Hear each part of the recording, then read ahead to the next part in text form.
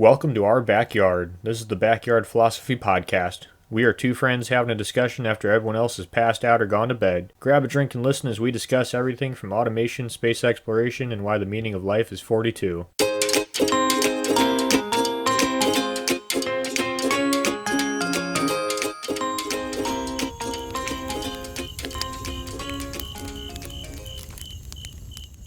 It's the night on the 18th of June, 1875, in the Liberty area of Dublin. People awoke to screaming animals, cows, pigs, horses, out on the street just screaming with the faint smell of smoke. People ran outside to see that Malone's malt house and storehouse on Chamber Street was ablaze and a liquid spilling out over the streets, spreading fire. That liquid was 5,000 barrels of whiskey, which were 5,000 hogsheads, like what you think of when you think of a cask, like the wooden barrel, which is the equivalent to 315,200 US gallons, or, Mike, for your metric people, 1,193,000 liters. I'm so happy you did metric. And why do I feel like I either need Irish whiskey or Guinness right now? So the cause of this fire was unknown, but the people heard it and they started running away because as the whiskey was moving through the streets, because it's a liquid, everything it touched was starting to burn. So it started around 4:35 in the morning, but it lasted all night. And the Dublin Fire Brigade came to attempt to put it out. But they're trying to put out each house, but by the time they maybe put out a house or got the occupants out, more houses were on fire. The fires continued to rage through Dublin. People were running in the streets. Animals were running everywhere, screaming.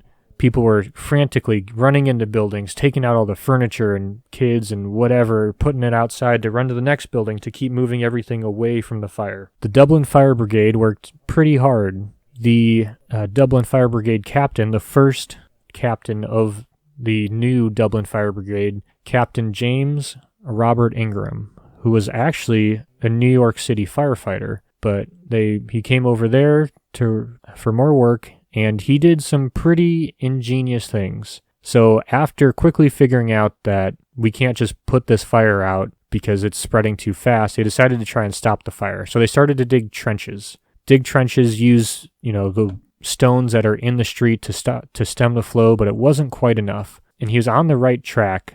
This is something that we do today, dig a ditch where a flammable liquid or gas can pull in so it doesn't get into the water, stuff like that. But he needed something that would stop it. It's hard the stones and gravel that was too porous to stop the whiskey. Is it bad? So he just Is it bad that this is like the most stereotypic Irish way I could think of for a city to start on fire was whiskey barrels? Oh, it gets way better. So eventually he has an idea. He needs something that's going to stop the flow, absorb everything.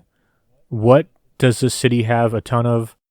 Horse shit. So they gather up all the horse shit that people have been taking off the streets and use that to stop the flow. And then they're able to contain the flood and get everyone out. They made a wall of shit. They made a wall of shit. You don't hear that sentence every day. It went multiple blocks, turning onto multiple streets, destroyed many houses. A lot of animals died because they couldn't get out of their pens, but no humans died from the fire due to the excellent work of the Dublin Fire Brigade, but also because everyone was alerted because of the sound of the animals woke everyone up or, got people trying to figure out what's going on. But it also created a lot of noise and a lot of people came to watch.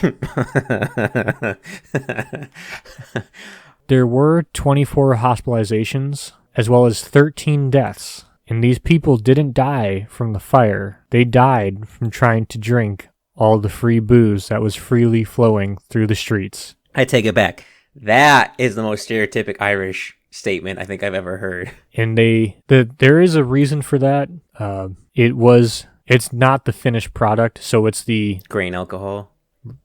Yeah, pretty much the grain alcohol, very high proof that got him. But you would see the newspaper says that there was people laying in the streets without their hat and shoes on because they were using their hat or shoes to scoop up the alcohol and drink it. and just lying there because it was so high proof. They just got way too fucked up, way too fast. And so they're drinking ethanol out of their shoes. Yes. That fucking morons. So this is from the Irish Examiner. They quoted, "It should be mentioned that in some of the narrow by-streets through which much of the liquor from the stores run, many of the crowd indulge to excess, drinking in some instances cut off their shoes and hats in which they had collected the whiskey. But the fires continued to burn all through the night up till 2 o'clock in the morning, so 4 to 2, about 10 hours. And I thought you said it started at 4:30 in the morning. No, it started at 4:30 in the afternoon. Oh, okay. Well, I guess you get that nice orange-blue glow of the city being on fire from ethanol. Yeah, they did. In other reports, people do talk about how from across town you could see the glow of the fire. And I didn't see any mention of it, but I got to imagine that you could smell that. Oh, God. The vapors, even if they weren't set on fire, it's just poof. Yeah, so that's the story of the Dublin whiskey fire when whiskey flowed through the streets of Ireland, burning houses and killing people from not the city blocks going up in flames, but the alcohol poisoning. So St. Patrick's Day in Chicago? I believe I was going to say nothing burned, but that's probably not true. I was making a joke of all the alcohol poisoning in Chicago when that happens, when the alcohol rolls through the city streets. I think that would happen anyway. All right, touche. Be pulling shoes out. How desperate are you for a bottle, Nick? How desperate? Not desperate enough to drink out of my shoe, but those were different times. Well, that's all I had. She had anything else? No. Just seems during these time period, everyone handled fires very differently because there was no standard and cities are different in each way. But, boy, if you were going to write a stereotype about a city burning, you kind of hit the nail on the head on this one, Nick. Yeah, it's too good not to share.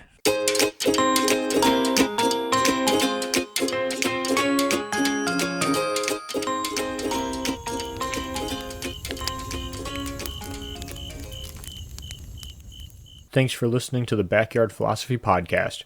We rarely finish a podcast without missing a point we wanted to bring up, so let us know what we forgot. And if you have a topic you want us to talk about, let us know at Backyard Philosophy on Instagram and Backyard Philosophy Podcast